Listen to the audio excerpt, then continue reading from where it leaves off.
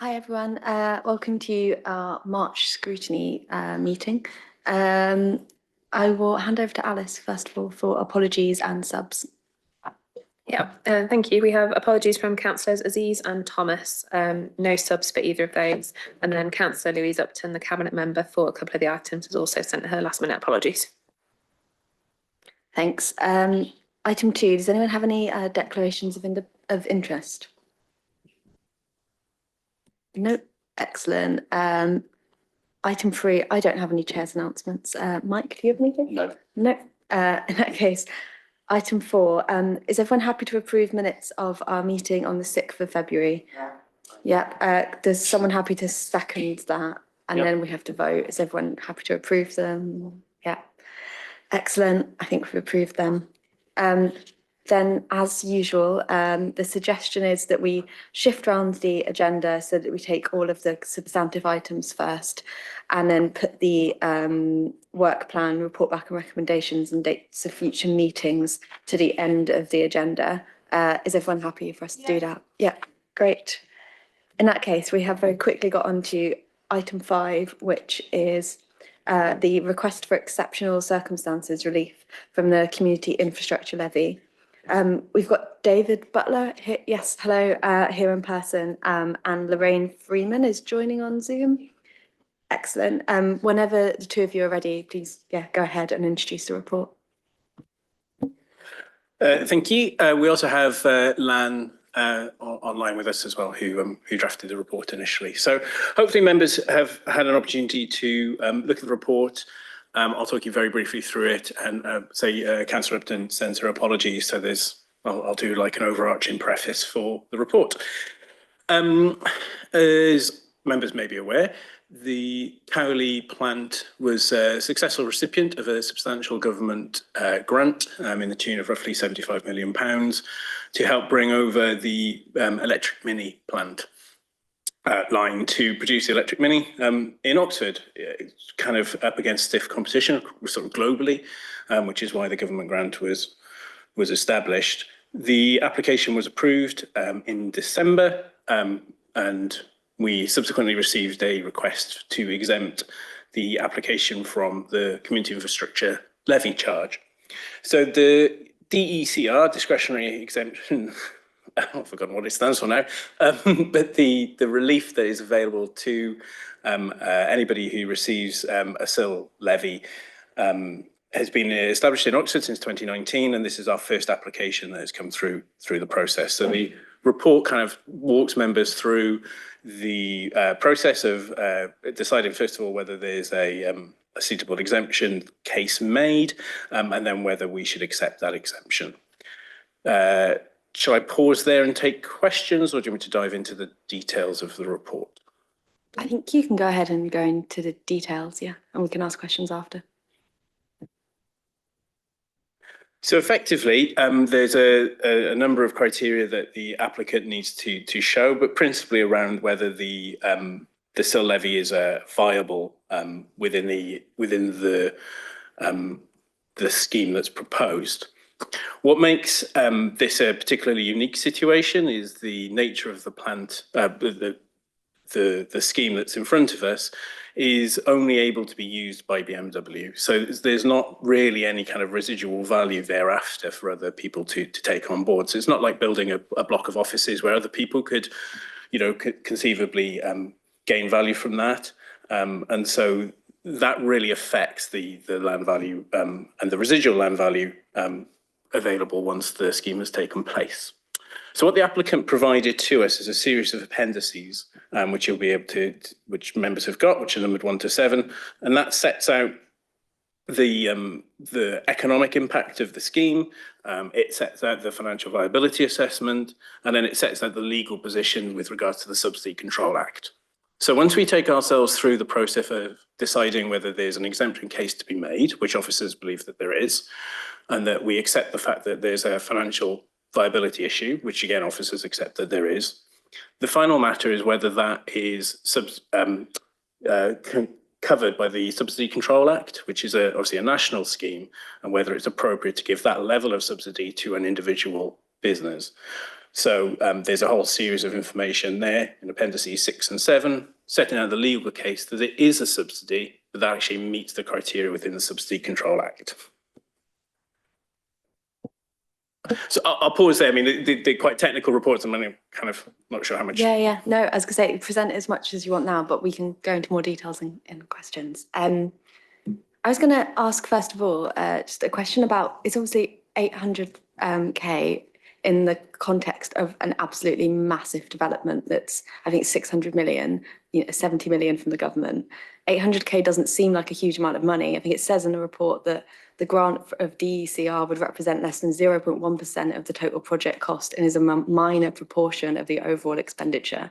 So I guess how, given that it's such a small amount of money in the context of a massive project, how can it significantly affect the viability of the project? The project is inherently unviable. And I think that's what the reports show, that there is a gap of, I think it's sort of about £60 million worth of viability gap as a sort of basic level. So obviously, when you're already unviable, more money is just increasingly unviable. It's not this levy that tips it into unviability. It is by its nature unviable. It seems like this, I mean, I guess my thoughts would be that if it's a small amount of money, so it doesn't even make that much difference to the viability. But yeah, there are people who have questions. Chris? Thanks. Yeah. So for me, it seems there's kind of two separate questions, right? One of which is, have they done their homework in the appropriate way to show that they are, technically speaking, within the legal bracket that is eligible for relief? And then quite separately, there's the council's value judgment as to whether it thinks that the effect that granting the relief has on its own projects balances against the desired effects of providing subsidy. So on the first one of those, it seems kind of unlikely that this council can argue the toss, that, as is repeatedly noted in that report, that all of the valuations and so on are conducted in a very generic way that can't really pay a whole lot of attention to the specifics of BMW, and it sort of values everything like it's a generic industrial shed and so on and so on. And if that's what you're required to do, then that's what you're required to do, and it probably shows eligibility. For me, the primary questions here revolve around that value judgment as to, is it a valuable use of subsidy? And it seems to me that the crucial bit there is the criterion around necessity. Well, it's the twin goals, I suppose, of, is it likely to change their behaviour, and is it necessary to change their behaviour? And on the grounds of, is it likely, then it seems that what Lucy is saying is really important, is the fact that because it's so small relative to the alleged viability gap, then it seems unlikely to have that to have any effect. It seems inconceivable that BMW would look at something with a £60 million viability gap and say, well, that's clearly a bad thing. And then if you said, well, how about if it was 59? They'd say, well, in that case, full steam ahead. This seems improbable. And the question of necessity then is the fact that Oxford is not the only entity capable of bridging such a gap. I mean, we're not capable of bridging a £60 million gap, and we're definitely not the only entity capable of bridging an £800,000 gap. The government has offered them a £75 million subsidy. It could offer them a £75.8 million subsidy if it were so minded. So I suppose I don't see how we'd be persuaded that it is Oxford's role to do that. This seems like an issue playing out on the scale of nation states and multinational companies, and not one on the scale of local authorities. So I don't really see how that matches. A much more minor point is arguments are made about the social desirability of EVs. Agreed as a matter of principle.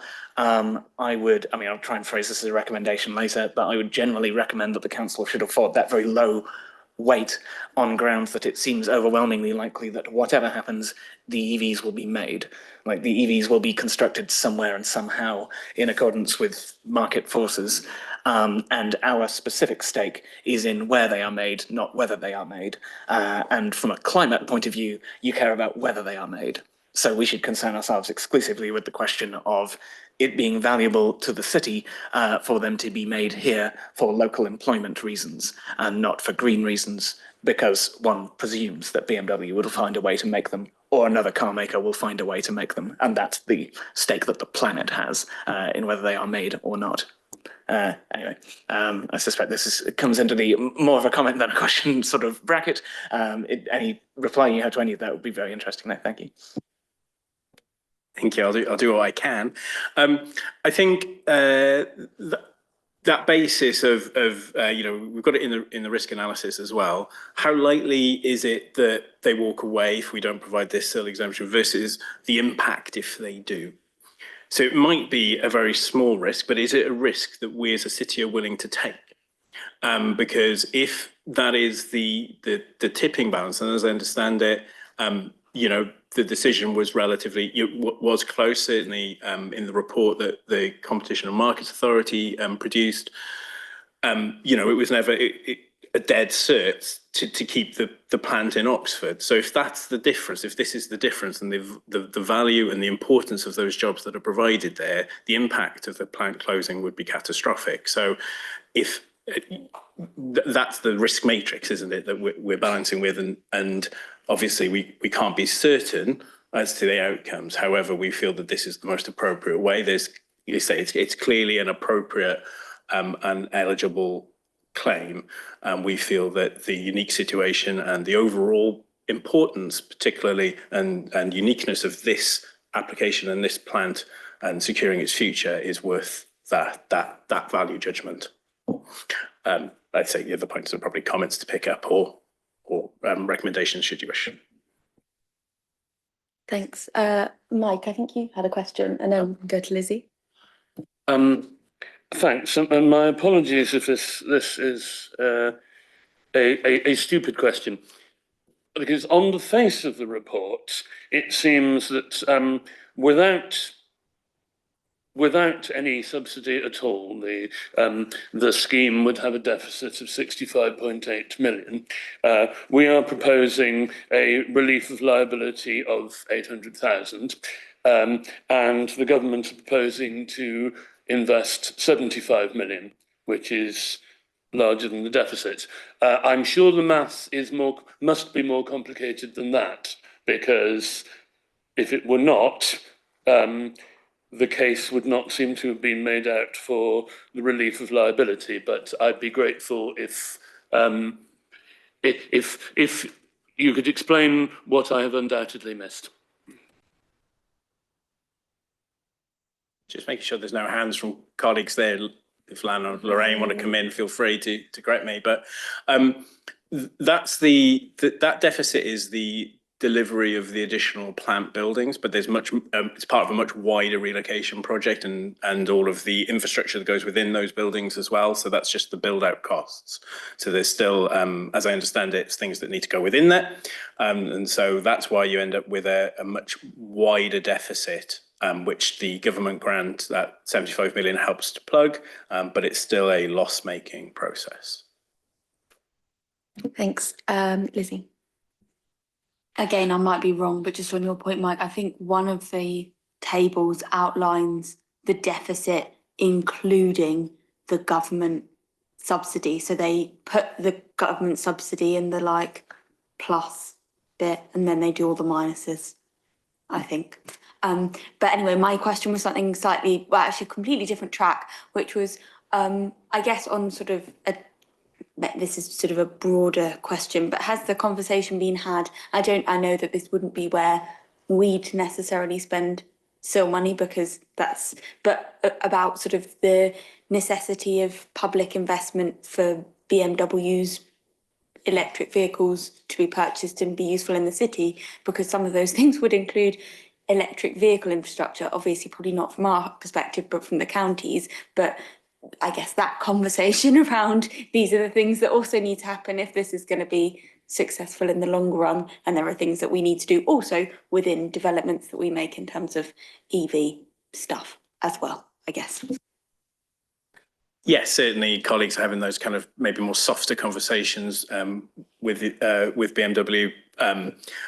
I think they're listening and understand what it is that we want to see in terms of integration and more kind of participation within the city, but obviously not a something we can put in the report, if you see what I mean, in terms of weighing up the.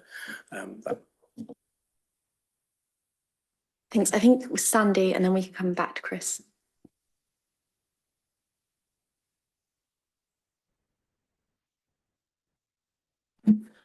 Are the precedents, have other local authorities granted similar reliefs in the past?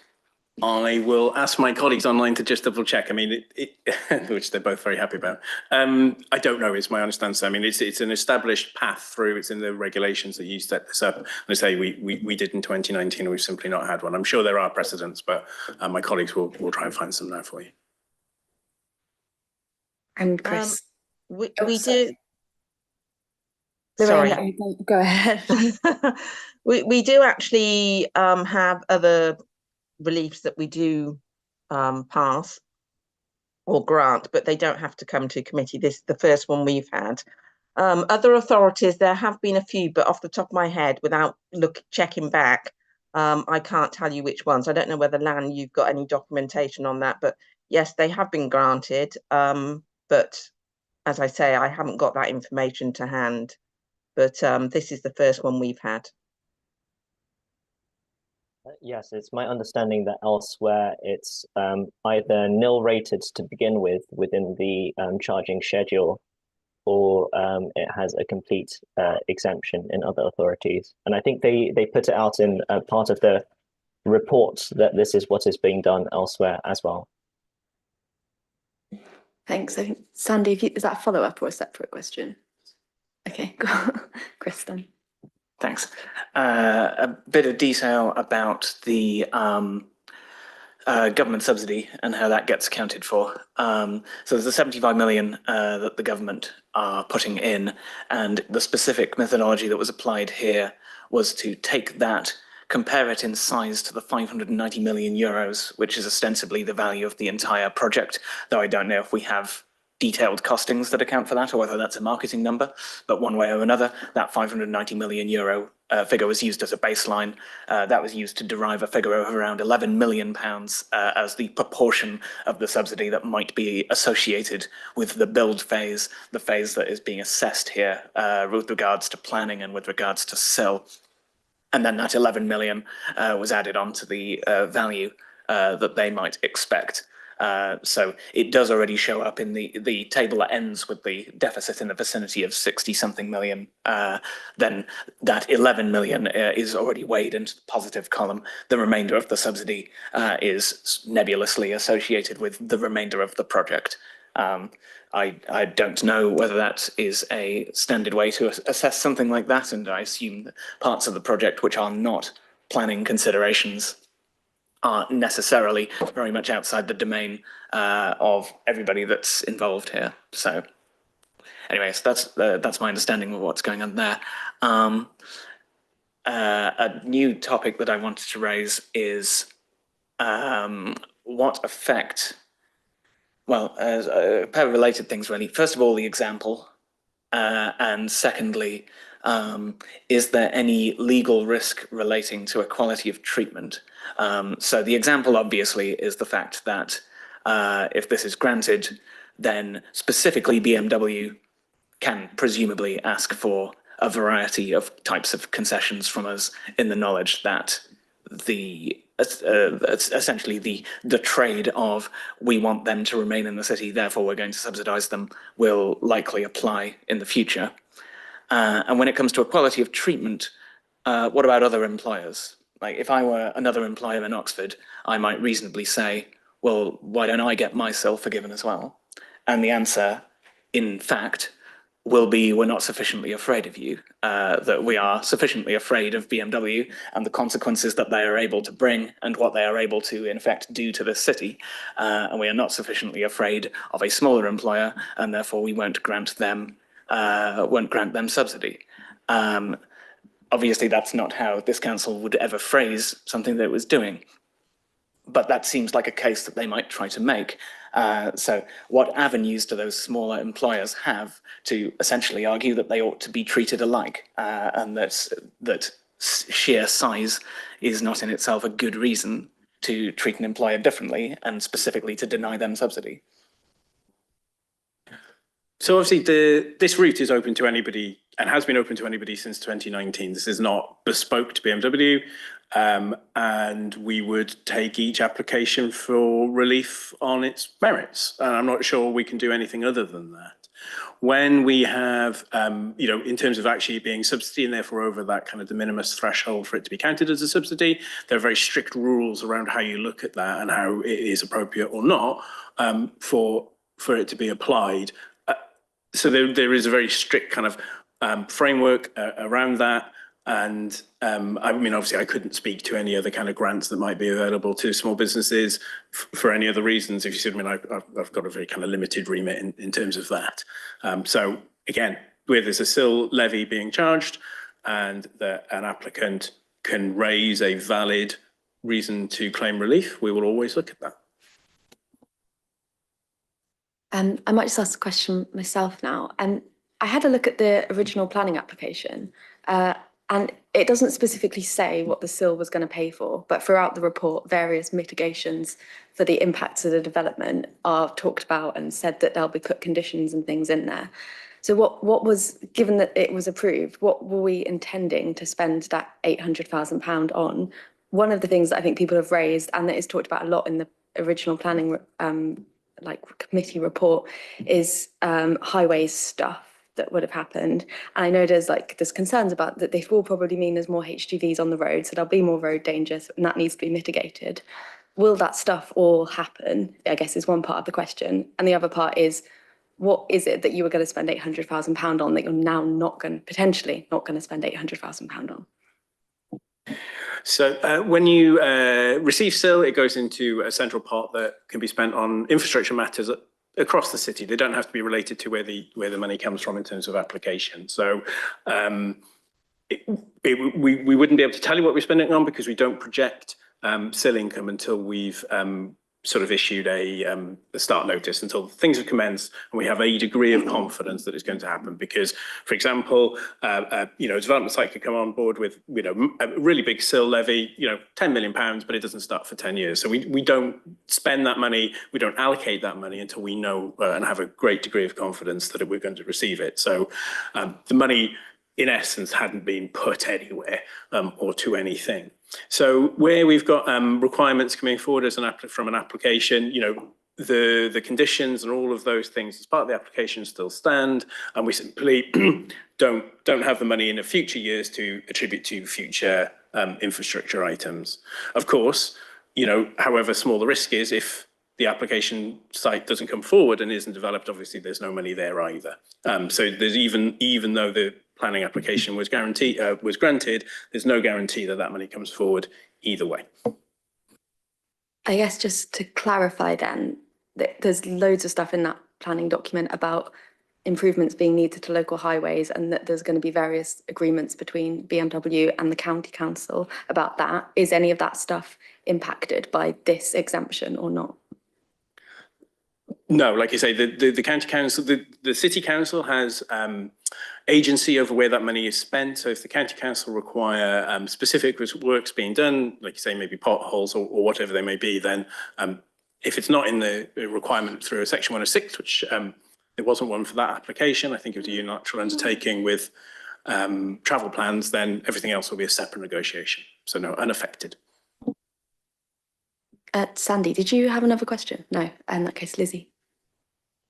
Yeah, I guess it's important to, sorry, I just think about this myself, it's important to know, I guess, that this isn't the only point in the application in which money may be coming from the developer towards, for example, the county council. SIL isn't the only lever, and section 106 is another really important lever that happens. So this is quite a specific pot of money that we're talking about. And I think the risk that we're talking about is one that's so great that it would be so damaging to Oxford's economy if it did occur, that I can see where you're both coming from. But I think, unfortunately, we're in a tricky situation where, yeah, I'm not really sure there's much wiggle room on this one.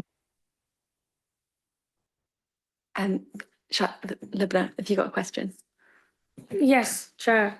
I wanted to ask you if you can just set out what the positive impacts on paragraph 38, the positive impacts of the development on the local and regional economy are.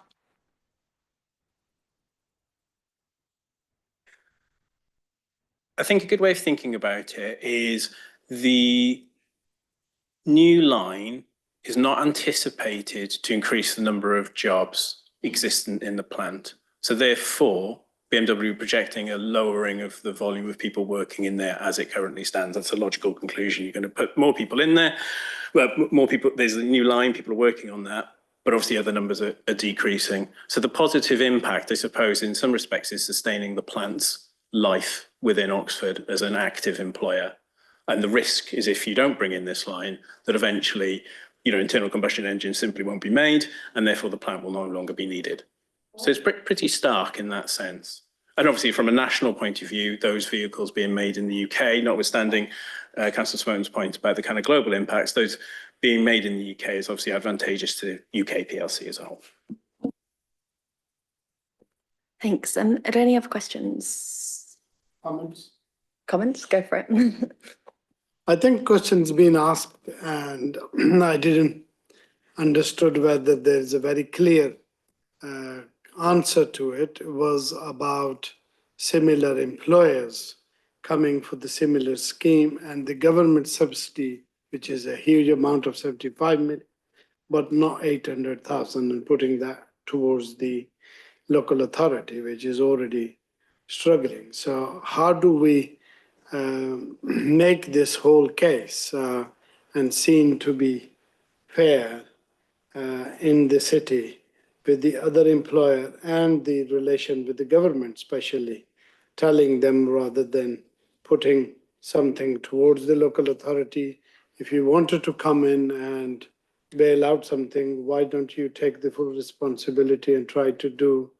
And although comparing with 75,800,000 is not a huge amount, but still, as said, is the sell money, yes, I understand, is a very central part and is not always spent in one area or the other area, and sometimes it doesn't come, but still, there are a lot of things in the city. We rely on the sale and the Section 106, and often the local resident or the people do will notice something which should have been coming is not there. Any other comments, questions? I was just going to ask, is it possible for BMW to be given a partial exemption? Or do we have to give them all of it or none of it? It's either unviable or viable. So yeah, it's a pretty binary choice, I'm afraid. I think, Chris, you talked about having recommendations. I have 4 of them, which I have ordered from least to most controversial for the committee to either adopt or not. So number 1 would be that Cabinet should attach very low weight to the social desirability of the use of EVs having a bearing on the decision on the grounds that from a carbon point of view and a climate point of view, it is the adoption of EVs full stop that matters very much more than where they are constructed. Shall I carry on with the other ones? Number 2 is that Cabinet should have regard for the very small scale of the subsidy proposed relative to the gap in viability described, having a strong effect on its effectiveness or necessity to change the behaviour of the subsidised organisation. Number 3 is that Cabinet should have regard for the existence of other entities that are able to provide subsidy of a similar scale, in particular national government. And finally, that Cabinet should have regard for other employers expecting equal treatment, and therefore that the large size of the applicant being a specific justification which doesn't apply to other employers may lead to other employers feeling unequally treated or unfairly treated. Does anyone have thoughts on those? People happy with the mic? So perhaps not as Councillor Smerton might have anticipated. I would fully agree with his second and third recommendations. On the fourth, I think the report sets out, and this is something that it behoves us to be straightforward about, that the impact because BMW is a large employer that employs a significant number of Oxford citizens, the impact of an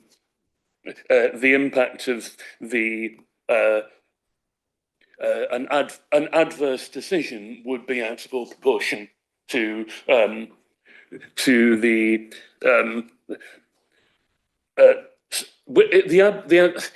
there would be a great impact on Oxford people of an adverse decision, and if Cabinet is to bear in mind the possibility of other businesses questioning the fairness of this, which it should, then it should also bear in mind the interests of Oxford citizens in ensuring that this development goes ahead, being significantly greater than the interests of Oxford citizens in some other businesses.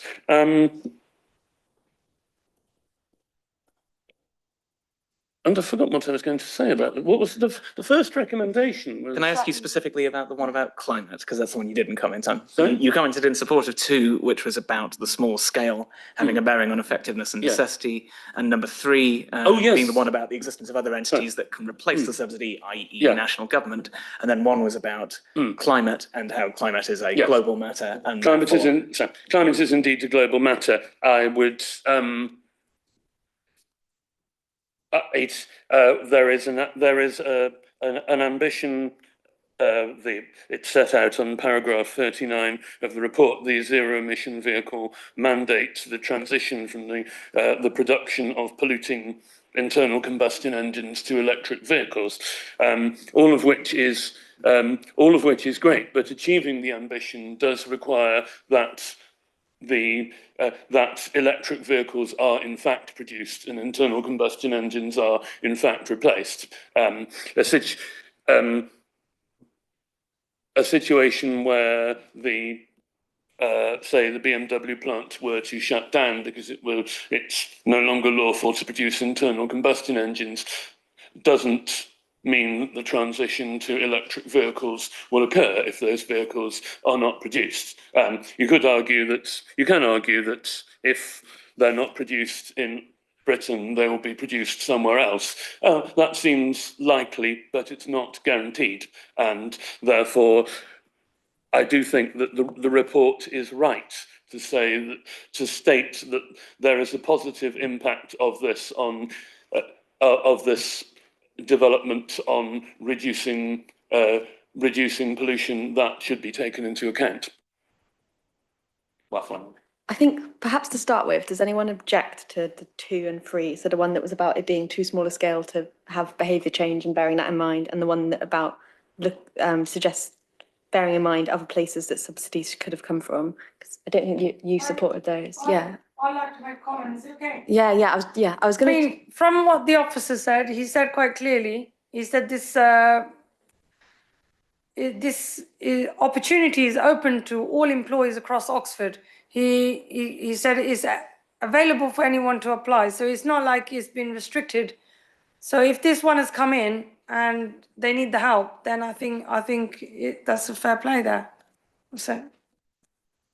In that case, perhaps we don't have agreement on the one that was about how other employers were affected.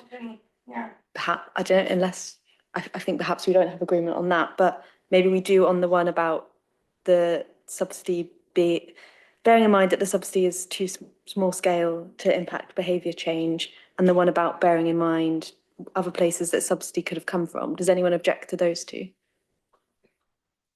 Lizzie? I mean, I'm not sure I necessarily object. I just think it's just about a bit, not to be pernickety, but about the wording, because it's like, as long as it's to make sure that we have the adequate consideration has been given to these points, rather than saying that it's something that we're kind of, because I disagree with you, but I'm happy to go back and say, have you really double checked this? And I think that's the where my disagreement would be. So if you're happy for it to be that. I think the phrasing proposed was should have regard for, which I think probably does what you want there. Okay. Alice, have you got? I've got 2 and 3 are agreed. Yeah, it's like, I'm saying 2 and 3 are agreed unless anyone says otherwise. Yeah. Cool. Did people support or not support the one about climate impacts and suggesting that low weight should be given to the positive climate impact of this? And Chris, did you look like you want to say something? Yeah. And I suppose it comes down to your degree of faith that, generally speaking, market economics will out here, and that the EVs will either get made or not made according to how much they cost to make and how much people want them, rather than our decision to, well, the Cabinet's decision being materially impactful on the number of EVs that get made in total. Sandy? The same argument could be made to say the market would decide how many cigarettes were manufactured or artillery shells or whatever, couldn't it? Well, that's decided by regulation, is it not? We're not. We're not proposing to regulate in either direction. We're not generally keen on subsidising those things. I think I'm getting a vibe that we maybe don't all agree on that one. In which case, perhaps we don't take that first one. Lizzie, did you want to come in or?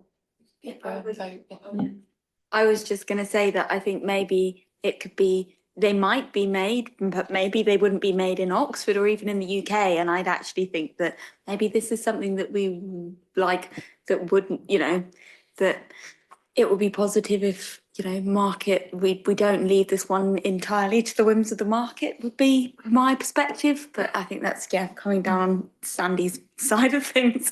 But anyway, so maybe not agreement on that one. Yeah, okay, we're going to vote on this apparently. So who would like to support having Chris's first proposed recommendation? Did you, have you got wording written down, or Chris, have you got? I can. Yeah. So I got rough wording from what I could type. So that the Cabinet should attach very low weight to the social desirability of the use of EVs, having a bearing on the decision on the grounds that, from a climate perspective, it's the production of EVs that matters rather than where they're produced. Okay, if you want to support us putting that recommendation to Cabinet, then put your hand up now. Okay, and I mean, I don't, do we need to do the rest of it? Okay. If you don't support that, put your hand up now. Okay, great. I don't think it was agreed. Yeah, I think we weren't going to agree the fourth one about other employers, but we can vote on that as well if people would like to vote on it. You can read it out, please. So the fourth recommendation was that Cabinet has regard for other employers expecting equal treatment, and that there's a specific justification so that other employers don't feel that they have unfair treatment, I think was the gist of that one. I suppose it should probably specifically mention the relevance of the size of the employer being something that would cause other employers to perhaps feel unjustly treated in that they don't get that benefit, and that weighs on the council's decision making. Okay, if this is not any further comments, let's vote on it. Sandy? I think it's hard to say that we wouldn't provide similar relief for a smaller employer, given that we've never received a similarly justified request for an exemption with a smaller employer wanting to bring forward a scheme of marginal viability. I know you probably will. We'll see how much we lose. Yeah, well, might be good. I mean, we do use flexibility around viability assessments and application of certain policies for housing developments. Why not business? Alta? Yeah, so the door is open now. And what is the problem to just being open and say it is, we will treat fairly if any other one comes up. So I don't understand what's the Labour Party issue here. Because they're one objecting, and I can put it to you now, they will all vote against it, because if one says they all follow it. and this is very clear that it is, if we all agree, or if we are all saying that it is a fair treatment for every employer in the city, then it is a recommendation for the cabinet to regard this. They are not committing anything, but regard this. So I don't honestly understand what's the politics here. Lubna, did you want to say something? Yeah, I mean, to reiterate my first point, it's not party politics. This is scrutiny. This is, this is to do with if the officers initially said that it's open to everybody, but nobody made the application. I've got no resistance as such for other employers to apply, is what I'm saying. So I don't think there is any resistance. And I think, that it should be open to everybody. And I think it already is from what the officers told me. So that's what my hesitance was around going forward with that recommendation point. Okay, let's vote on it then. If you want to support us putting forward that recommendation, then hands up now. Yeah, to be fair and open to everybody. Okay. Those who don't, to be fair. And if you don't want to support that? Yes, it's not. Okay. Sorry, in that case, we won't put that recommendation forward. I had a final one to suggest, which, unless anyone else is going to come in, which was to suggest that we ask, if Cabinet approves the recommendation, that we ask BMW to set out how it will mitigate the impact of its development without the use of SIL, and to provide some sort of statement about how it will do that. Is people happy with that as a recommendation? Yep. Yeah, okay. Is there anything else that people want to discuss? Well, I don't think we've had discussion, but any other recommendations people want to propose? Nope. In that case, thank you very much to officers for coming, and thanks for stepping in particular in Louise's absence. Yeah, it's been really useful. Our next item is the Oxfordshire Food Strategy, which was another one that Louise was going to be covering. So we've got Tom Garrood in person and Hagan Lewisham is joining online. Whenever you're ready, please do. I don't know who's introducing this, but whoever it is, please do go ahead. Okay. That's myself, Chair, and good evening to everybody on the panel as well tonight. So yeah, in the absence of Councillor Upton, I'll do a quick intro into the report. So members might recollect, going back to Cabinet in June 2022, an Oxfordshire food strategy was endorsed then. This was developed in partnership at the time by ourselves, the County Council, the other district councils, representatives from Good Food Oxfordshire, and of course, really importantly, system-wide community food groups as well. There was an action from that cabinet meeting to bring back a dedicated city-focused food action plan. So that's really sort of looking, in more detail at things that are more specific and relevant, obviously, to the city with our differences here. This was, of course, set against a really, significant backdrop in need. So obviously the cost of living crisis, climate emergency. Obviously, we've got the health crisis as well, particularly around obesity. So a real strong backdrop in relation to this. Key parts of the strategy included and focus areas were very much around, looking to try and tackle food poverty and diet-related ill health, building vibrant food communities, with the capacity and skills to enjoy food together, grow the local food economy through enterprise, local jobs, and local wealth generation, strengthen short, transparent local food chains, and improving the health and sustainability of institutional catering. So that sort of really gave the framework around sort of the action plans to be developed.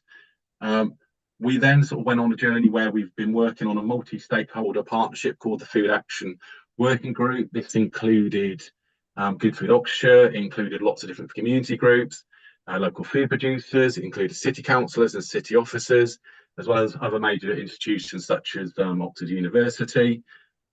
It culminated in a city summit, which was the town hall in September 2023, and we had over 28 stakeholder community groups who were involved in really sort of getting into the detail and shaping the action plans going forward. So it's something really where partnership is absolutely key to this. It's it's a system-wide response to all of those key emergencies really. Recognizing that we're at a tipping point in different areas of those things, such as the climate, such as food poverty, and you'll see obviously within the action plan we've really tried to reflect that across the system. So in regards to sort of responsibilities and the balance between obviously things that might be sort of classified as business as usual, but also those which are new actions needed to really to sort of like tackle these going forward. And there was a real spirit and ethos around working together amongst some of these items as well. We secured 61k in external funding from the county council to help deliver this. There's a recognition obviously that we can't just do this without any resource to undertake this. There's a recognition of course as well that we might need more to undertake this work, so it can act as a lever to draw in additional external funding to help supplement this. Now, the City Food Action Working Group will continue to meet on a governance basis to monitor and review performance related to the City Food Action Plan, and this will also be discussed at the county-wide Good Food Oxfordshire Steering Group, so that any lessons learned or any key good practice can be shared across the county in real time. And of course, as a result of like all of the above, what we're really asking going forward is the approval from members to adopt the city action plan, recognising that this is not just a city council plan; it's a system plan. Thank you. Thanks. That was a really useful introduction. Tom, did you have anything to add at this point, or happy first? No, great. Does anyone have questions? Yeah, all right, good. Yeah, Lubna. Thank you very much. I mean, on page 259 at the top, it says supporting the system to help tackle root. Should that be cause? Yeah. Root cause, yeah. Yes, root cause, yeah. There's an error on there, but the point is, I can see throughout the larders, and I think it's a wonderful initiative, by the way, through COVID that this has been set up. I think regular spot checks have been done to the level of food coming in. And I know one of the partners, Sophia, that you worked with, generally the food is coming less and less. And I think that there should be more variety of vegetables and fruit because every week it's pretty much the same. I've made inspections all the way throughout Blackbellies, East Oxford, Rose Hill, and they've all got slightly different setups based on the orders. But I think even in one of the Lord Mayor's Charity Oxford Community Action, we've seen less and less food come. Now, some of the quality of that food is not great, but I know that it's happening, helping a lot of children and older people, as well. So it's very varied. And I think that we can really help improve that root cause to help tackle a variety of foods. I mean, I know that, it's not a lot that they pay to the larder, but I feel that it can really improve the lives of the people who are coming there. And yeah, that would be one of my suggestions and recommendations. If you can follow up with Sophia or the other places. The other suggestion I've got is for last 2 years I've worked with Olio, and you collect surplus food and you share that. And I think maybe would the charities or the larders be open to gaining contact with other stores, big stores like Morrison's, Tesco's, Sainsbury's, and maybe even local, because if that produce surplus can be not reused, but used furthermore, that would be really helpful. And there's other things like food to go as well. So I don't know if there's anything else further you can dissect or look into.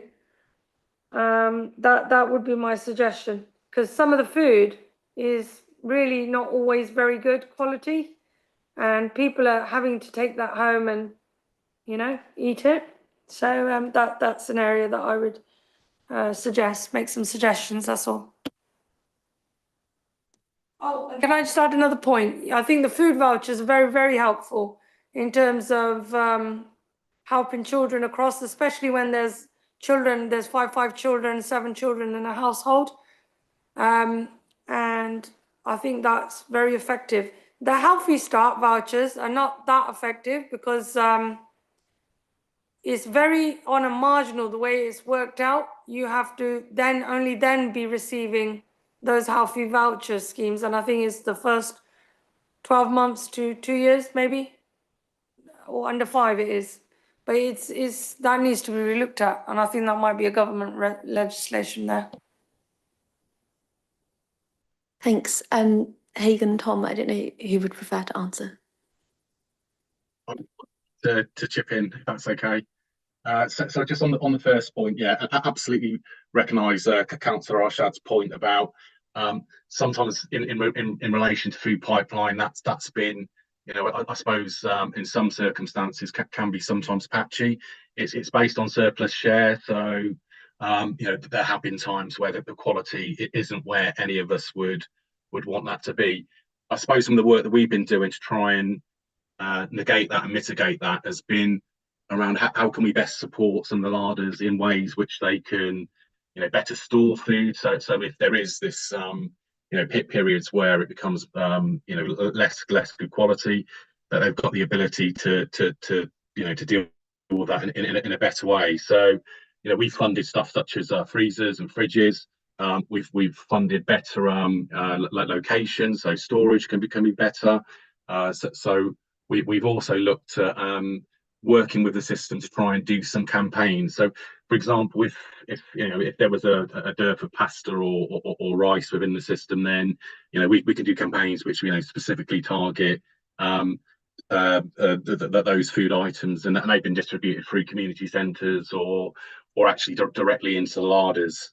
What we've also been doing in relation to work the larders has been around sometimes just making sure that if they have any surplus cash, obviously cash is a premium, or if they've got access to household support fund, then again to try and buy in some wraparound items which they can store, you know, not non-perishable goods, which again can support them when the quality obviously isn't as good.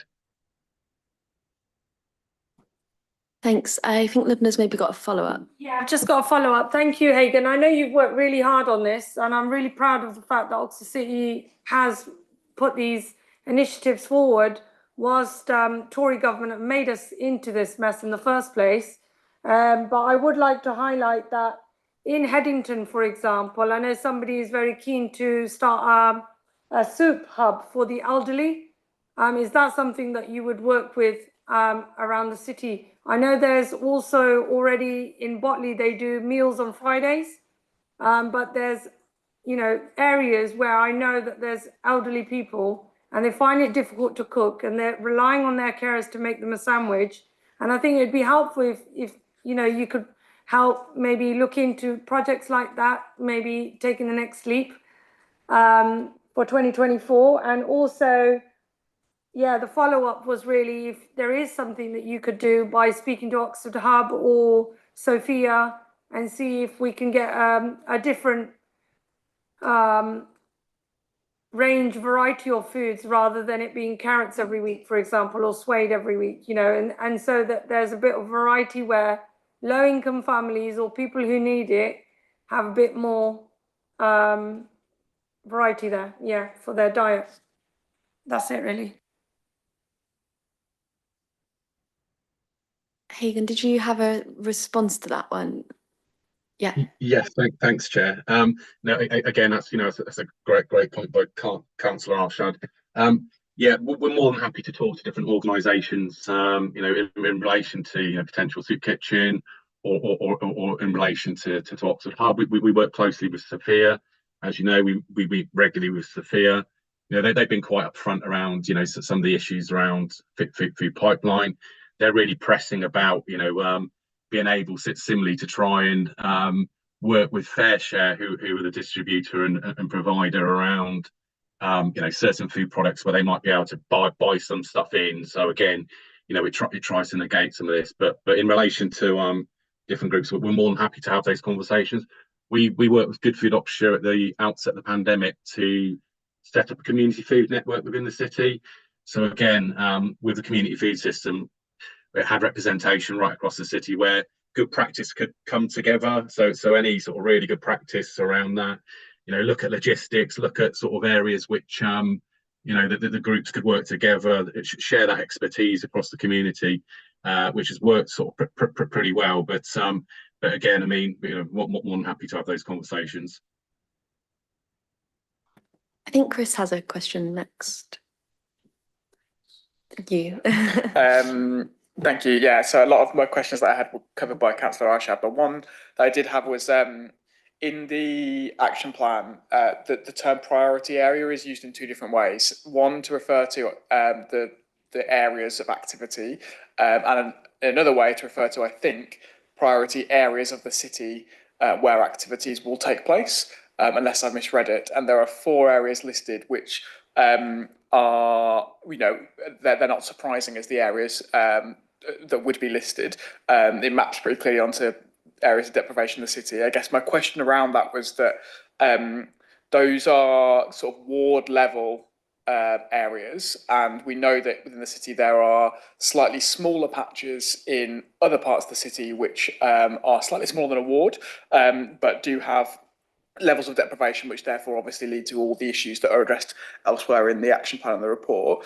I'm thinking, for example, of places, you know, like Rose Hill, which isn't listed, or parts of Cutterslow or Donington, or other parts of the city. And I just wondered whether that's the right level to be looking at in terms of priority areas, whether it's the ward level or whether we need to be slightly more granular than that. Whoever would like to respond, please do. Yeah, no problem. I'm happy to. That's a really good question. Yeah, I mean, I think we've listed it obviously by area of deprivation. So really looking at sort of the areas of greatest inequality, but do recognise and take on your point about you know, you can be even more sort of targeted and granular in relation to some of those areas, and some of those areas aren't, you know, even listed as such. So maybe we do need to define some of those elements a little bit clearer, just so that that there's a greater understanding of what's actually sort of meant by those. But in effect, we're looking at, you know, the areas of greatest need. Thanks. Altaf, I think you had a question. Yeah, I'm going to be a bit controversial. I think again, it's okay in scrutiny to criticize the government and not take the action of own administration. Coming to the city council, I think is mentioned city working with the university and trying to do things in partnerships. What is the actually policy of the town hall, which we have our own events and the food left over here? We had this live scenario where Lubna was present. A lady from Oxford University at the recent civic event at a town hall wanted to take that leftover food, and the food provider said, we can't. We had a long discussion and a debate, and they eventually agreed that we can't give to university, but as individual people on their own risk, if they wanted to take, they can take. So then we had to find the way around and a route to take that. And the lady who works in Oxford University, she does pick up food from a number of places and brings for the students who works overnight and 24/7. So my own experience working with the town hall, because the town hall have a list of food provider, and is the most difficult, I would say, place to work food wise, like in events and things. I wanted to do number of events and then eventually give up because of this very much bureaucratic hurdles here. But what I would like to know is that if the city working with the university and the university person wanted to take from the civic event and which was left over. And my question was, where would this go if you don't allow to Oxford University? The question was that we are not allowed to send it to any organization, we'll throw in a bin in effect. And then Lubna came, number of us, and eventually we find the way around. So I think rather than making things very difficult, things should be done more easy way of disposing of or giving things away. If we have that sort of example in town hall, then we can say to other organizations, other places, so the life should be made very easy in this difficult time. Haddington Soup Kitchen or something was mentioned. There are 2 Haddington councillors here, and whoever the organization is, if they wanted to speak to us, and hopefully we can try to accommodate something with the Haddington community center or the other places. We have the village halls, and Rose does a lot of activities in Haddington area. Thank you. I'll let Tom or Hagan respond, but I was going to say maybe there's a recommendation in that perhaps around town hall policy. More than happy to respond. I need to check in with my esteemed colleagues in the town hall just in relation to that specific event. But yeah, I suppose in regards to premise about food waste, of course, wherever possible, we'd want to try and alleviate that. Recognising, obviously, if we had environment and health colleagues here, they give us a number of different pointers around how we might try and do that.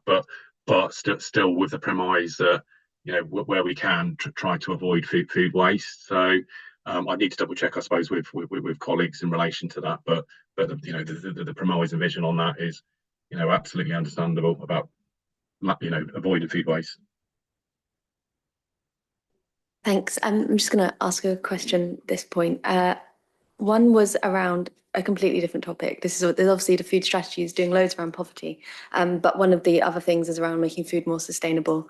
And it talks about doing that by there being more local food eaten in Oxford, but it doesn't make any mention about diet change, which is probably the easiest way to reduce the environmental impact of the food that we eat. And so I wondered, why is there not any mention of diet change, and is the strategy planning to take steps to encourage people to eat less meat and animal products generally?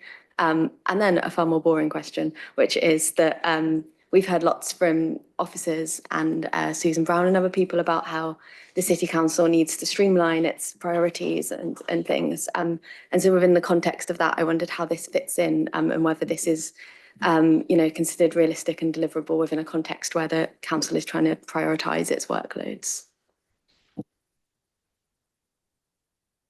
I can take the one on sustainability. Yeah, there isn't any specific mention of diet change, but there is one of the actions is around increasing education and engagement around more sustainable diets, which basically involves communicating on what makes a more sustainable diet and the considerations you might want to make if you're trying to choose a more sustainable diet. So that would necessarily include all the relevant information about that. And of course, it's not just changing the types of things that you eat that make a diet more sustainable. It's also about considering where those things came from.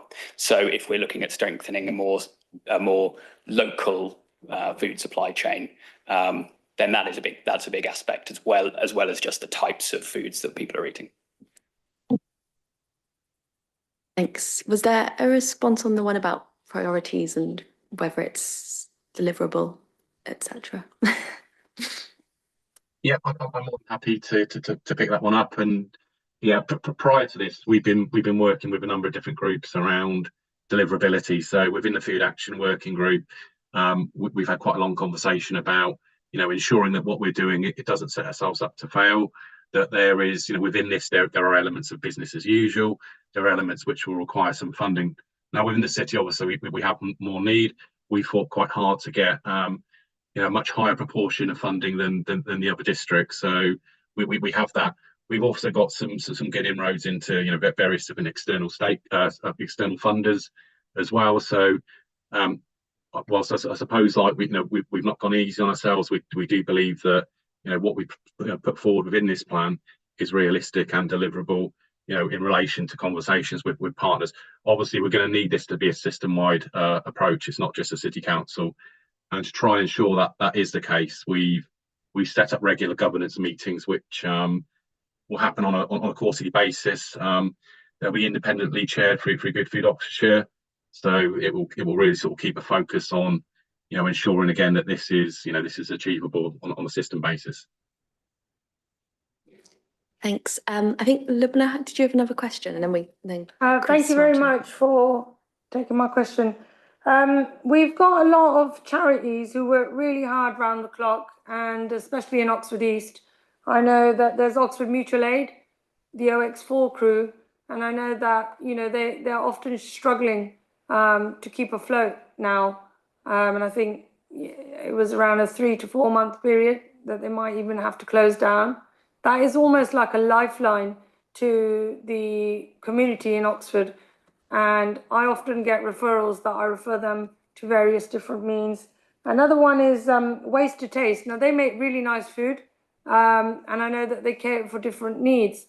For example, like we've got Ramadan coming up, and there may be families who might need to cater towards for those specific charities. So they might need certain foods because of ethnic backgrounds. And are these things taken into account as well, like with the larders or other? That is another point I wanted to address. But for me, I think what I've seen across the years since I've been a councillor is there's a huge gap in the BAME community where they have real needs in terms of, and it might not just be just BAME communities, but there are elderly communities. When they get old, they're finding it really difficult to cook. And so for them to have a hot meal a day, I think the soup kitchen is a really good idea. Now, half of the time it's a mobility issue for them. Some have such chronic issues that I think that stop them from going. Is there a service that we could do that would deliver hot food? Now you mentioned Oxford University. Is that what they deliver? Hot food, do they? And I agree with Councillor Altaf. I think the Oxford Town Hall really need to re-look at the way that the food is given. Is it just because there's one sole trader who's given priority? Because when it comes to events, that means you're not being inclusive of the dietary requirements of different people who want to come into the town hall. Now, I'm sure that the people that we would bring in would be health and safety checked, the food would be checked, that they would. So I think this is the real problem that I've seen also as Lord Mayor, that, I'm not allowed to have an event where I can't bring my own food in. And it's really sad because actually that money would be raised for the charities that I've chosen. So I also feel very strongly about that. Thank you.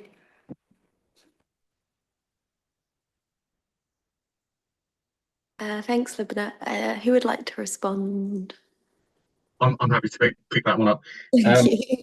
Yeah, absolutely, Councillor Arshad. Yeah, I mean, we do a lot of work, obviously, with a lot of the groups that you mentioned.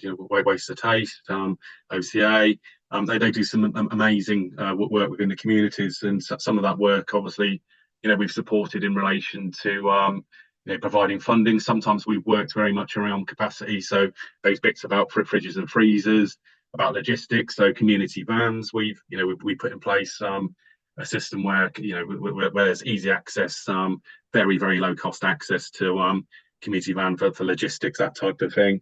There are sort of a number of different community groups who will do some of the hot meal deliveries. It's not something as a council we're looking to try and get involved, and I think the community do that a lot better. And obviously there'd be resource pressures in relation to the city council if that was something which was put towards us. Really recognise obviously some of the cultural elements.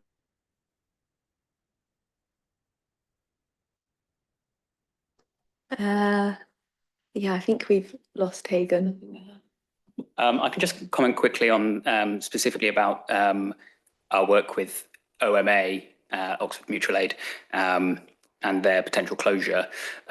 We've engaged with them to see how we can help alleviate some of their financial pressures. So one of their issues is that they're going to lose access to their electric van that they currently have, and in order to replace it, they just don't have the funds for that. But through a trial that we're running, looking into an alternative to carbon offsetting, we might be able to help them access funding from local contributors via that. So we're exploring that with them. And also, I know that ODS have potentially talked about being the source of that van, so further reducing the cost. Thanks. Perhaps Libna, you might have to ask Hagan to email you or something later if he can't join back. Yeah. Sorry. I think it is really important, Lucy, because, it's hitting home. It's where we're working. And just, the system's gone down. Yeah. Is the live recording gone off? It's still working on the screen we have. Okay, that's fine. For me, the issue is quite serious because if it's about some people can come and some can't, then that's wrong. Yeah. It's not being fair. And the other thing I feel about the food being allowed in the town hall is that, if you're making money for charities, anyone should be allowed, provided they've been health and safety checked. And I don't think there should be really an issue there. And so for me, even if I get an email response, that would be quite, it's quite a serious thing that I've just raised. And I think that needs to be really looked into. Because why are some people allowed in with food and others being turned down? Again, maybe we can have a recommendation on that, perhaps. Chris, I think you had a question. Yeah, just as a nuance on your previous point, and I guess, I don't know if you were already going to try to turn that into a recommendation, but if not, then I suggest we do, is to note under the question of food miles and buying local and so on, there can be reasons to do that for local economic reasons, but when it comes to, again, the climate impact or the ecological impact of what's going on, we should note that it is generally speaking much more impactful to reduce waste than it is to look at food miles, and that it is also generally speaking much more effective to look at what you're eating and what you're buying rather than food miles. That generally speaking, food miles are one of the lowest contributors to the ecological impact and climate impact of food production, although of course that doesn't change the fact that, or everything else being equal, you should still do your best to reduce it. But it's a question of priorities, Yeah, that sounds, you're just agreeing with me, so I think that sounds great. Hagan, sorry, I think you got kicked out of the meeting halfway through your answer. I don't know if you want to carry on responding to Libna. Yeah, apologies. My Zoom didn't like me throwing me out. I'm back on my phone anyway. So yeah, I was just saying that we've been working very strongly with a number of different partners across the East Oxford area, particularly focusing around culturally appropriate food. We've looked at ways to sort of building capacity through the system. So particularly around our community van, which is low cost, accessible to the community, helps with logistics, and also in relation to promotional campaigns. So again, just targeting certain specific foods at different times, and also linking groups into external funds or into household support fund, those type of elements as well. So it's something which is been high up our list. Thanks, Hagan. Just if you were able to, I think it would be great if you could respond to Libna's point around the fact that at the moment there's a restriction on who's able to provide catering in the town hall, and that perhaps that means that not all dietary requirements can be met, and that sometimes it makes it difficult to raise money for charities. I don't know if that's within your remit, but if possible. I'd certainly need to talk to some colleagues in relation to that, but I can certainly go away and look into it. I'd have to double check and just see what was behind that really. Great, thank you. Altaf. Can I make the recommendation that the food strategy must look at overall house first, like town hall policy of different activities, bringing food or distributing food. So if we can make a recommendation that we should look at the overall policy first. What is the background? I know very well. I have dealt this for a number of years. I've been Lord Mayor, Deputy Lord Mayor, Sheriff, and served for a number of years. And the town hall difficulty is always there. It's not the first thing or today's thing is there and is like a permanent wall, despite telling, saying, meeting, talking. So it's not making much of progress here. I have attended town hall like Luton, Birmingham, and a number of other cities, and I know I have friends in all over the places. So my community is almost 800,000 people in the UK, the British Kashmiris. So I do speak all over the place and so many councillors, mayors, and the things are very different in other cities than in our own place here in town hall. So there need to be some sort of changes if we really recognize the diversity in the city. And as we talked earlier on a different report, it has to be open and fairness seen in every work we do. If we don't show that, and if we're trying to be too technical and too bureaucratic and diplomatic, then obviously the public knows what's going on. I feel like that moves us on to recommendations, unless anyone else had burning questions to ask. Mike, did you have one? One which hopefully will be short and easy to answer. We see in paragraph 19, we talk about exploration and providing access to vacant spaces. Is there a plan, has there been, or is there a plan for an audit of council-owned spaces in that context?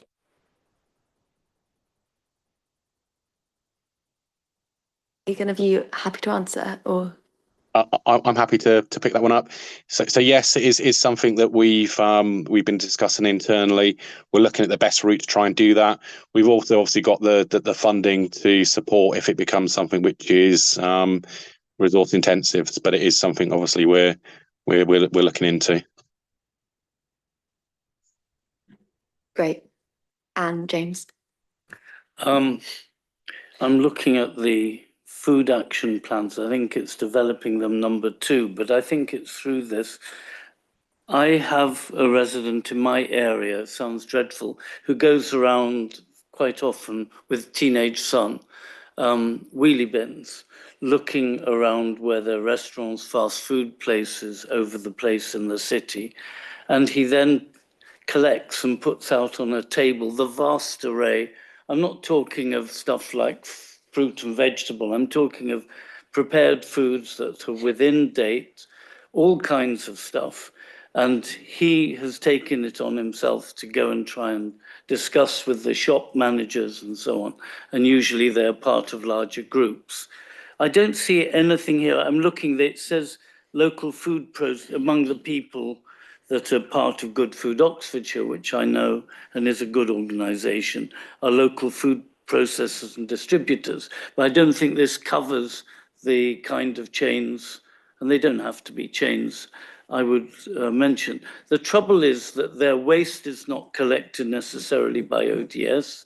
This is commercial, so that you don't have much power over them through that.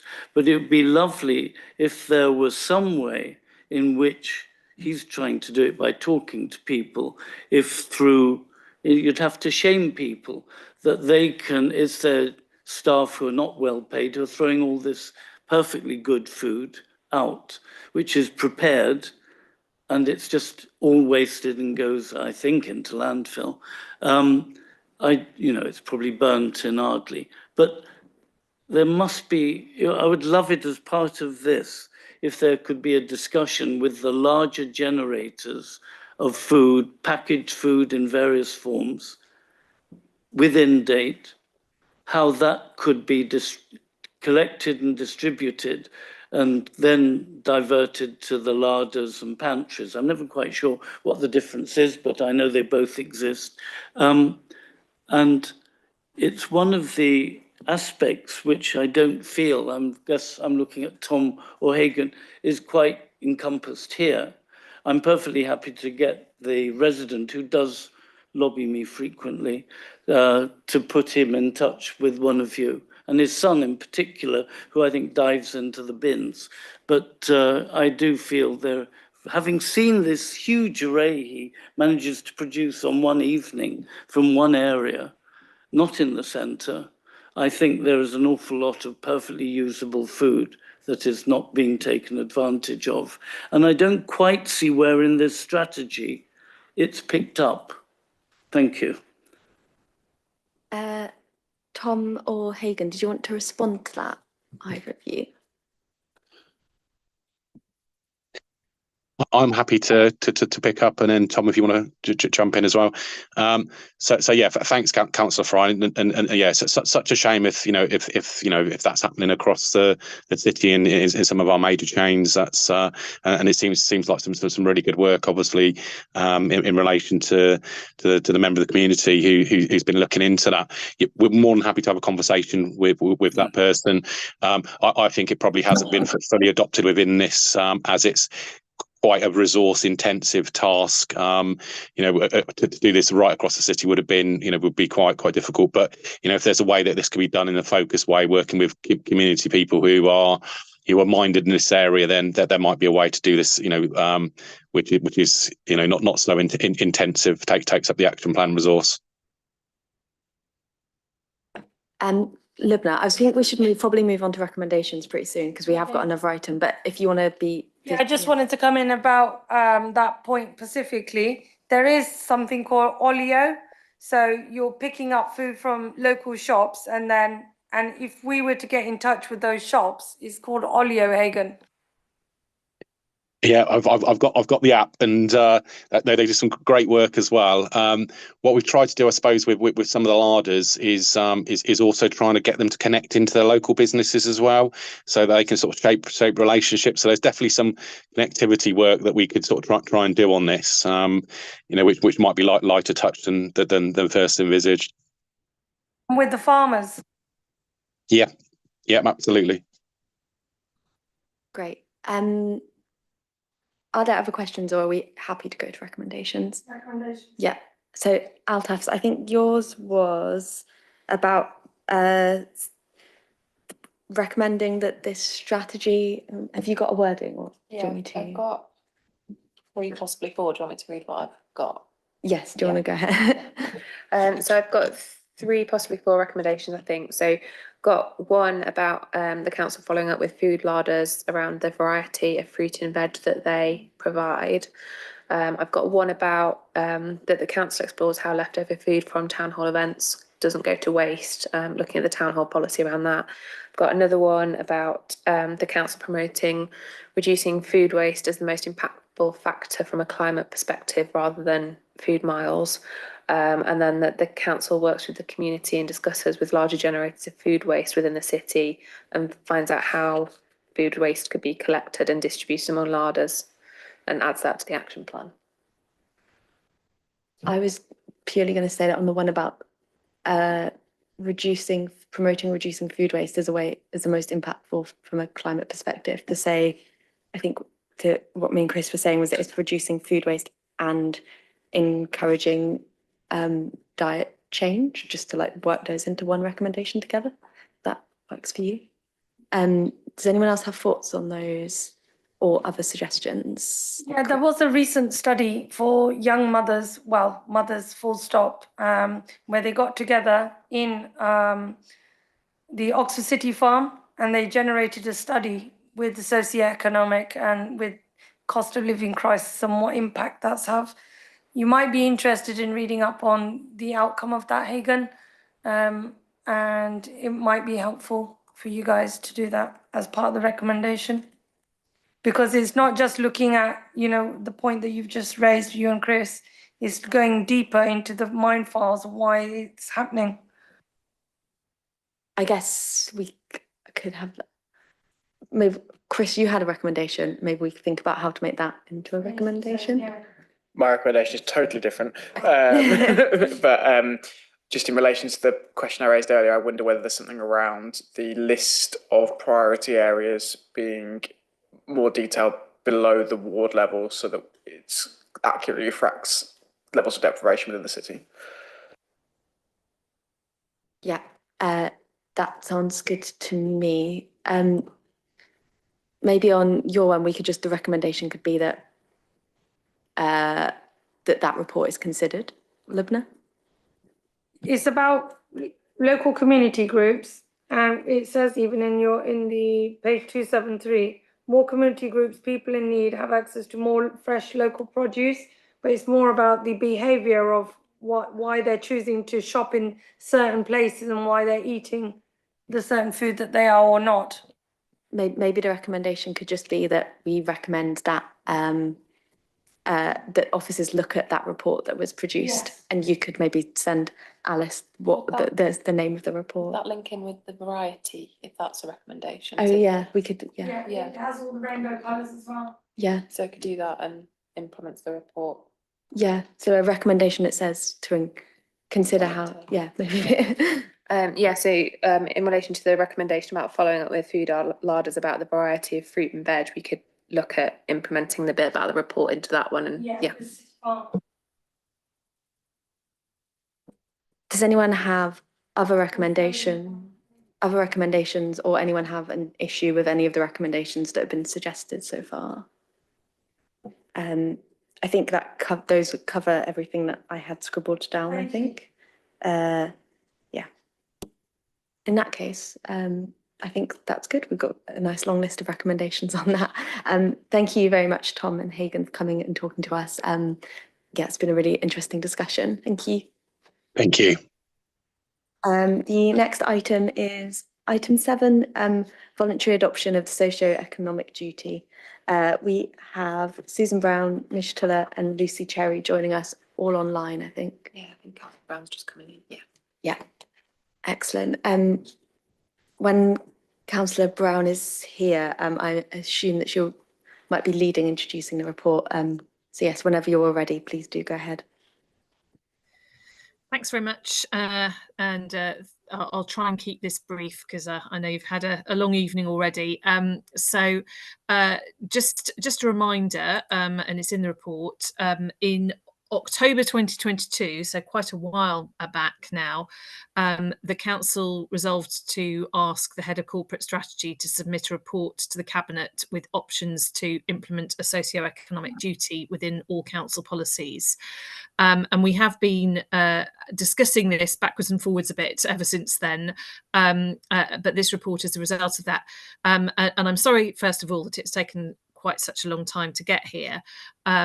But I think there was quite some debate really as to what this would actually mean in practice, and with trying to get the balance right between wanting to make sure that socioeconomic duty actually meant something, and that it might actually have some real grit to it, and that we would ensure that things might change in a council as a result of it, whilst not wanting to make it an onerous and bureaucratic process, or leave us open to various legal challenges and so on. And basically this report is a result of the deliberations and the research that officers have done, and I think does get that balance right in terms of making sure that what I think is anyway and always has been a real priority for this council, which is to make sure that we are doing everything we possibly can to tackle poverty and inequality in our city, is built into our policy making process in a way that it perhaps hasn't been quite so overtly before, so that it will become part of preparation of reports coming to council. So other than that, I don't think I've got anything much more to say, but I'm really happy to say that other people have had a lot more work to do on this than I have, and Lucy and Mish are here to answer any of your questions. Thank you. Nish or Lucy, did you want to say anything at this point, or are you happy for us to go to questions first? Just briefly, Chair. So to kind of build on Councillor Brown's points, when we assessed this, we looked, as the report appendix highlights, across a number of other local authorities, and so there was a lot of helpful evidence gathering about the risks or perceived risks of doing something on a voluntary basis, which will guide our decision making.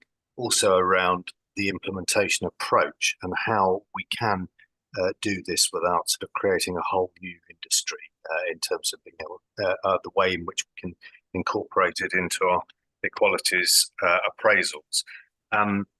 Whilst we weren't able to get anyone else's legal guidance in terms of those risks, we was able to satisfy ourselves as officers to make the recommendation that there was no evidence that there had been any challenges made in any area of England where it isn't, this doesn't have government statutory weight. And also we've set out in the report a sort of soft launch approach. So whilst we've got to the point that we're able to make this recommendation to proceed, I should be clear that the actual detailed implementation will require some more work, not least that we need to put guidance in place so all officers across all areas of council is aware what this will entail in terms of decision making, and would also like to provide training to members as well as officers. But within the 24-25 financial year, if this is approved, we think we can fully operationalise this. Thanks. Does anyone have any questions? Chris? I noticed in the report some other councils reported doing this using their existing processes for equalities impact assessments. Is that in essence our plan? It is. Yes, in essence it is. Thanks. I was just going to ask around, I think the recommendation, if the recommendations are approved at Cabinet, it will mean that the socio-economic duty sort of is happening and is in place, but at that point, but that the process for doing that won't have kind of been agreed yet. And so I just wondered how exactly that worked, if we've kind of given ourselves the duty, but haven't worked out how we're going to like deliver that duty and make sure it's being followed through yet. Do you want me to address that? So what we're making, we were asked to make a recommendation to Cabinet around the whether or not the socio-economic duty should be adopted on a voluntary basis. So this report essentially makes the recommendation, yes, that we should do that. However, as I was saying just a minute ago, we won't have actually fully implemented it into our decision-making process until we've done, that kind of implementational work. So there is some more work to be done, but we've done enough research, looked at how it's been implemented in the other local authorities, and as has already just been highlighted, it is essentially, most have done this by expanding the existing equalities impact assessment approach and building this into that. But there are a number of things that we need to look at. There are some data sets that we need to have sort of honed in on, because what we don't want to have to do is to essentially reinvent the wheel every single time we're making an assessment around socioeconomic duty. So we want to have some agreed core sets of data to use to do that. So in a sense, this is the first of a two-step process, but we're confident that we can mobilise and get it fully implemented, as I say, in the next council year. I guess just to follow up, would it be sensible then to say that you'll be adopting this, but that at the moment when you adopt it, should you say we'll adopt it from whatever date when you think you'll be ready, rather than saying it's adopted immediately, but not actually having the process for delivering it yet? I mean, I think the important thing here is the intent, and I think that it will be.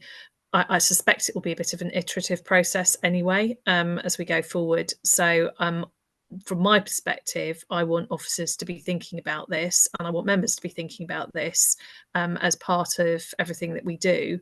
And even if we haven't yet quite got all of the processes in place for report writing and making sure that we've got all the right data sets and so on, I still think it will be part of our thinking, and it needs to be. That's where I'd come from on this. So I think I hear what you're saying, Lucy, and I understand it, but I don't think the two are incompatible.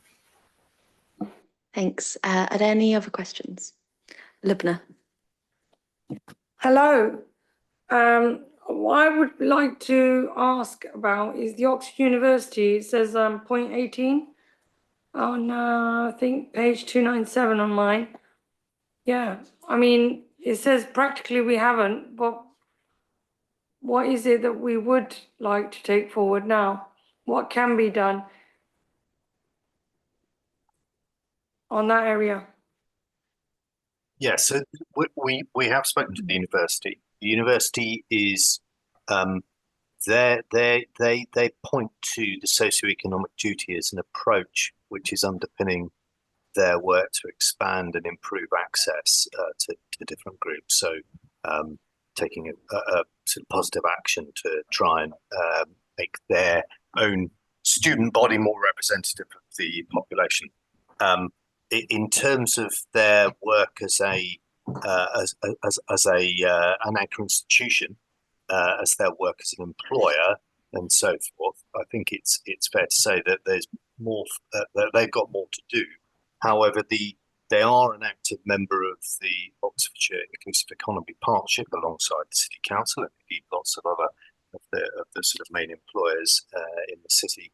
And we think that is the obvious pathway to meet the second requirement that was sort of placed, which was to try and encourage other stakeholders, such as we took the university to be an example there, but actually the OIEP offers an opportunity to have quite a much wider group of other employers pick this up as well.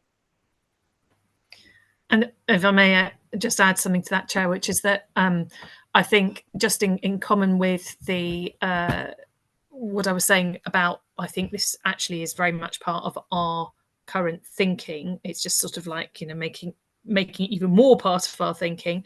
I mean, clearly it's absolutely core to the work that the Oxfordshire Inclusive Economic Partnership is doing. And so whilst I'm not sure quite how many members currently have adopted a socioeconomic duty, I think it's definitely something that we could push them to do. And if once we get our own model in place properly, then obviously that's a model that other people can look at and adapt if they find it helpful. And clearly we'll be looking at other places that have done it as well and trying to learn from them. Thanks. I think Lubna's got a follow-up. Thank you for that. I understand the Chancellor's got now a representative who is one of the community champions, so it might be worthwhile following up with them. So I meet with Alex Betts every month, and the work that we do jointly on the Oxfordshire Inclusive Economic Partnership, which he also attends, is quite often subject of our discussions. The Vice Chancellor and Alex Betts, who is her sort of champion in the community, are very committed to working with the city, for the city, and I think that this does chime quite well with their objectives and aims. So yes, we have plenty of discussions along those lines, and I think the university are working in ways in our city that they haven't done, well, I would say ever, really. So I think it has been a really noticeable change with the arrival of the current Vice Chancellor in the way that they work, and very much welcomed by me. Excellent. And what were the outcomes from those meetings? What's actually happened? How's an outcome? So, well, for a start, they've set up a jobs fair that's going to happen fairly soon in Rose Hill. So that's one specific item that they've done quite recently. They've been working in Blackbird Leys with local residents there to try and find some more community space, knowing, for instance, that there's temporarily a loss of a community centre while we demolish and rebuild. There is a lot of work that they've been doing to try and encourage colleges to join the programme that I set up about 4 or 5 years ago, to try and twin local schools with colleges, to try and encourage partnership working so that kids in our schools get a chance to go into colleges and see what's on offer there, meet people who are specialists in subjects, but also get some of those specialists and their students to support those local schools and support local schools and skills and education and tutoring within those schools. So that's just 3 examples off the top of my head, but those are certainly 3 things that that they have been doing in the city, and I think have really begun to make a bit of a difference. Thanks. If there aren't other questions for other people, I'm just going to ask a couple. One is definitely under the category of comment, not a question, but just to note that the report doesn't mention the Child Poverty Review Group that Scrutiny had a few years ago, which is, I'm pretty certain, where the initial idea of having a socio-economic duty came from. I feel like as current chair of Scrutiny, I should probably defend Scrutiny and the fact that it kind of originated this concept, this idea within the city, and it has kind of been backbench Labour and opposition councillors really pushing this through, which it would be nice for sort of that to be recognised as we're now putting this into place. But moving on to an actual question, this report talks about a light touch approach to adopting the socio-economic duty, and I just wondered, do you feel like that fulfills the kind of spirit of the recommendations of the motion and the review group's recommendations, if it is kind of a light touch approach rather than something more in depth? Well, yes, I think it does. Well, firstly, apologies, and I think you're absolutely right, Lucy. And I think this did also originate from a scrutiny review group. I think the more immediate action, if you like, was following on from a council motion, but that I think in itself was based on the review group's recommendations. So I think that's something that we can definitely pick up and try and put right in the report. So just to reference that. But yeah, I think it's important, and I've always felt this about the way in which we do these things, that it's important that we don't just end up in a really bureaucratic process, which doesn't actually achieve the objectives. So I don't want this to be a box ticking exercise. It's really important that it's not. It is important that we make it easy as possible for people to do this so that they are actually encouraged and feel that they want to do it, and that they really are thinking about it in the way that they go forward. So that's what I mean by light touch. I think it needs to not be too bureaucratic, and not just a box ticking exercise, but a genuine exercise in working out how we can best achieve our objectives here. Thanks. Are there any other questions from the committee?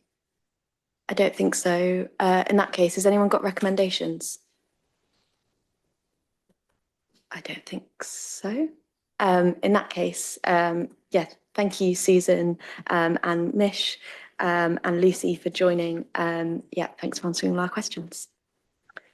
We are now moving on to item 8, which is the work plan and the forward plan. Alice is going to run through this, I think. Thank you. So an updated version of the forward plan was published last week on Friday, and a summary was published as a supplement to the agenda pack earlier today for this meeting.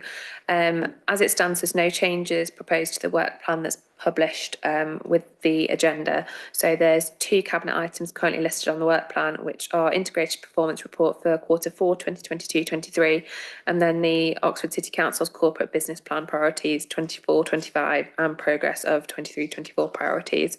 And then there's the 2 scrutiny commissioned items on the tourism review group update and the deferred adult exploitation item. So the committee is recommended to confirm the work plan either as set out in the agenda pack or with any amendments following discussion. Thanks. Is everybody happy for us to go to that work plan which Alice has just spoken through? I just got a question. Yeah. Is there any particular reason that they are scheduled in the order that they are? Sorry, Is that in terms of the order in the Like list? the topic that will come up every month? Is there a reason? Oh, so it's like, for example, homelessness. I'm just giving an example. if they're just what's going to cabinet, so They're just going what to cabinet. Is there any order? Yeah. Yeah. Is everyone happy to agree that?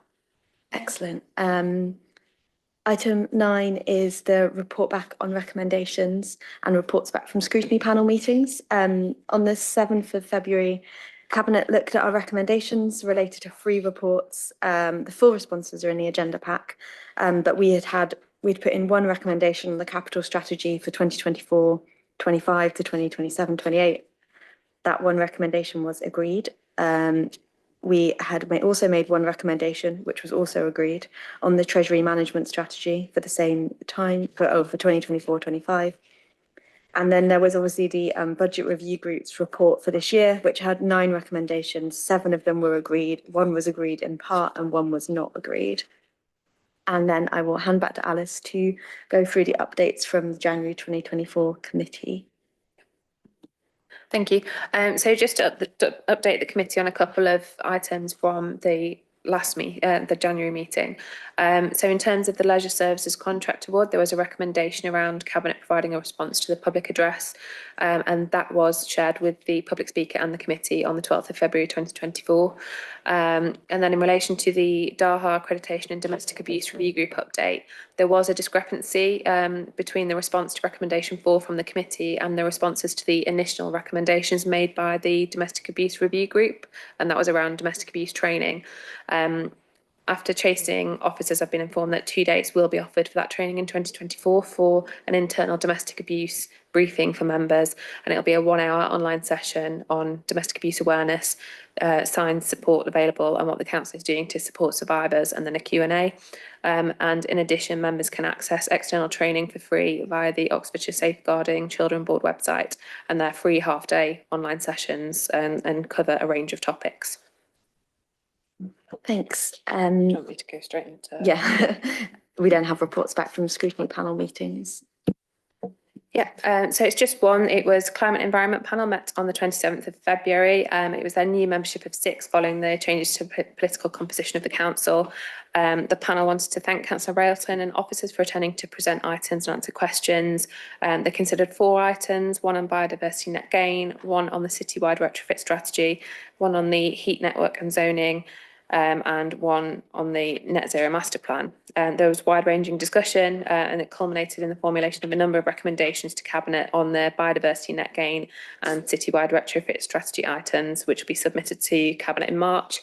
On the biodiversity net gain item, 2 recommendations were made around the monitoring arrangements and the council's project to identify council-owned land with the potential to provide biodiversity units. And then in relation to the citywide retrofit strategy, again, there were 2 recommendations, 1 around the incorporation of non-residential council-owned buildings within the scope of the strategy, and 1 around mainstreaming net zero expertise within council teams to free up the environmental sustainability team to focus on the broader strategic picture across the city. And the panel will next meet on the 20th of March for its final meeting of the year. Thanks. Does anyone have questions or comments on any of those? Nope. In that case, can everyone just note the responses to recommendations and the updates? We then have the final item. Can you all note the dates of the future meetings, and also particularly note that the April meeting is remote and will be on Zoom. So if you show up here, then you have an extra journey to the town hall that you didn't need. Yeah, I will be sent the diary invite and joining details shortly. But recommendations will be dealt with in the normal way that we've done it with remote meetings. James, did you have a question? Why is it remote? Do you want me to say? Yeah, I can't actually remember. But So it's remote because this room's unavailable because of preparation for the elections. The elections team need the room, and the council chamber isn't really the appropriate arrangement for this meeting. That is the end of the meeting. Thanks, everyone.